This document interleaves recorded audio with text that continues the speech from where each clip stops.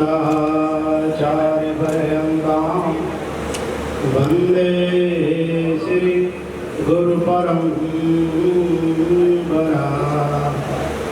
वन्दे श्री गुरुपरम्परां।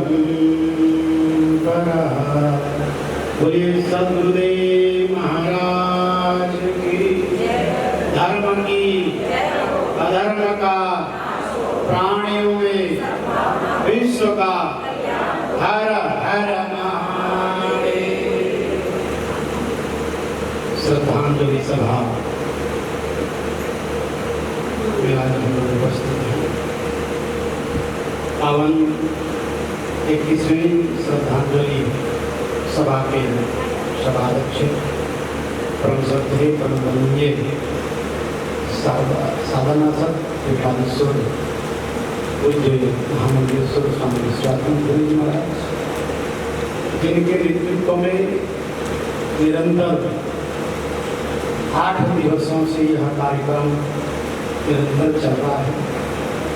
और स्वयं जिन्होंने श्रीमद् भागवत ज्ञान गंगा को यहाँ प्रवाहित करते हुए आप सबको तत्व को प्रदान करने का कार्य करते हुए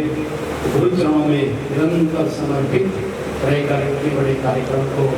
आज पूर्णावृत्ति की ओर ले जाने वाले समस्त संन्यास आश्रम के परमाध्यक्ष हमारे परम श्रद्धेय परम वंदनीय पूज्य महामंडलेश्वर स्वामी जनकपुरी जी महाराज,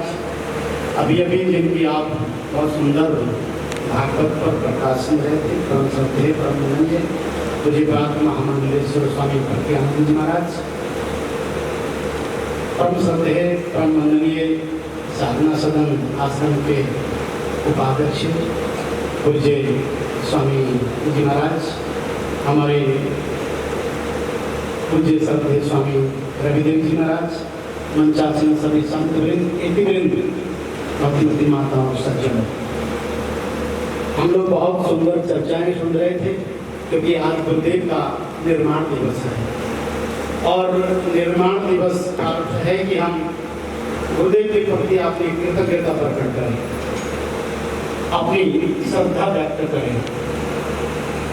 और श्रद्धांजलि निर्माण दिवस के पावन उपलक्ष्य पर श्रीमद् भागवत कथा हो। और श्रीमद् भागवत कथा आप सब जानते हैं, सबने श्रवण किया है। ये पावन कथा मोक्ष प्रदायिनी है, भक्ति प्रदायिनी है, ज्ञान प्रदायिनी है और वैराग्य प्रदायिनी है और सबसे बड़ी बात है मुक्ति प्रदायिनी है। मुक्ति तो आपने ज्ञान के माध्यम से प्राप्त किया, निरंतर वेदांतों के उपनिषदों की सूत्रों को आपने न जाने कितने वर्षों से, अभी हम सुन रहे थे, हम 4 पीढ़ियों से और 3 पीढ़ी तक तो मैं भी जानता, चौथे पीढ़ी परम श्रद्धेय पूज्यपाद प्रमदीन पूज्य स्वामी प्रकाशन जी महाराज के दर्शन तो मैंने नहीं किए, अपितु परम पूजनीय जिनका आज निर्माण दिवस है पूज्य महाराज से तो मैंने बहुत नजदीक से दर्शन किया है, क्योंकि मैंने बाल्यावस्था भूपतवाला में व्यतीत किया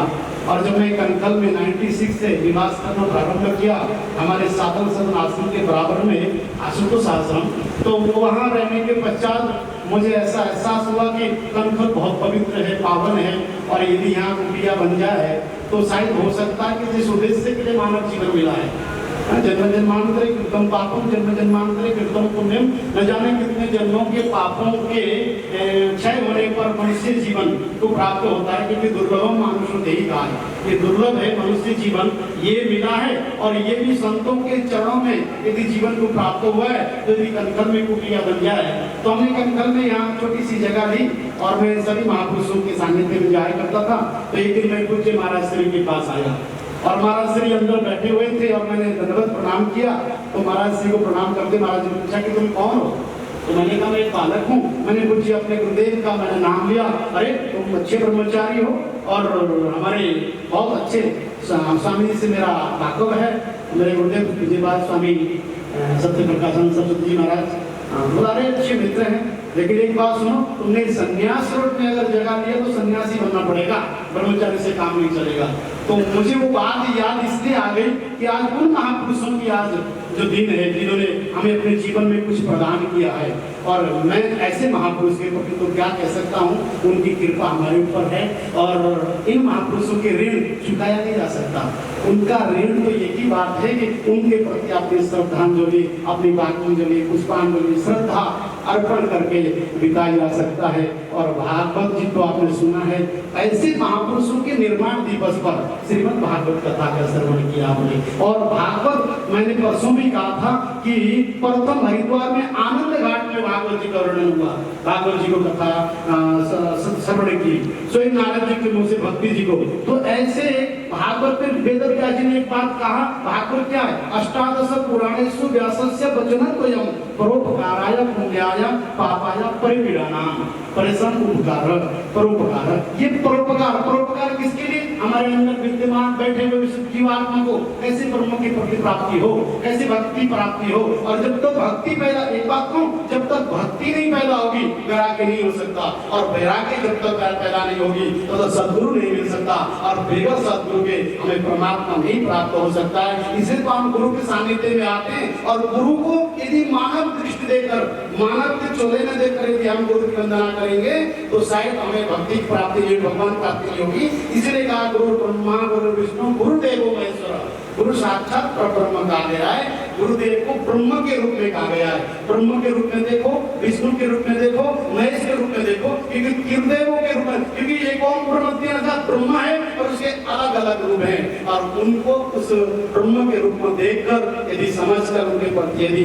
गुरुदेव के प्रति अगर समर्पित हो जाए, समर्पण हो जाए, तो मैं समझता हूँ कि हमें वो भगवत प्राप्त हो सकता है। और एक बात कहूं, शरीर अभी गुरुदेव कहीं नहीं गए, कैसे कृति सजीव थी, गुरुदेव कहीं नहीं गए, गुरुदेव हमारे सामने बैठे, उनकी कृति जितने भी उनकी कृतियां थी वो सारे कृतियां आगे कहाँ, हमारे सत्यदेव पूज्य स्वामी जनकपुर जी महाराज के मध्य में, उनके अंदर वो शक्ति रहित हो गई है। अब पूज्यपाद हमारे 4 पीढ़ियों से पूज्यपाद ब्रह्मलिंग स्वामी प्रकाशानंद जी महाराज की उनकी सारी शक्ति पूज्यपाद ब्रह्मलिंग स्वामी त्रिवेणीपुरी जी महाराज पर विद्यमान हो गई, और त्रिवेणीपुरी जी महाराज की समस्त शक्तियां, समस्त ज्ञान कहानी हुई तो पूज्यपाद ब्रह्मलिंग स्वामी महेश्वरानंद जी महाराज के